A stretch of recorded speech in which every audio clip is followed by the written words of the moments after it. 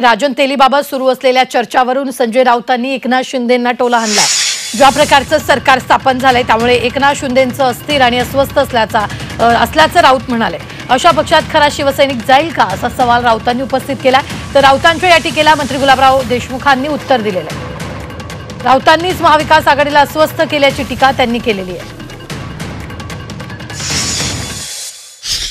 ज्या प्रकारचं सरकार स्थापन झालेलं आहे सध्या, त्याच्यामुळे स्वतः शिंदे अस्थिर आणि अस्वस्थ आहेत।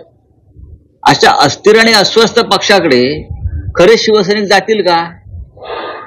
आमिष दाखवली जात आहेत, सत्तेचा धाक दाखवला जातोय। खरं जे कमजोर हृदयाचे आहे बरं का, त्यांच्याविषयी मला बोलायचं नाही।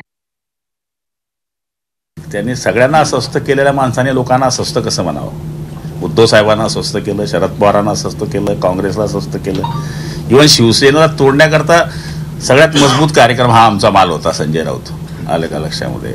तर संजय राऊत म्हणजे आहे कोण टिपडं?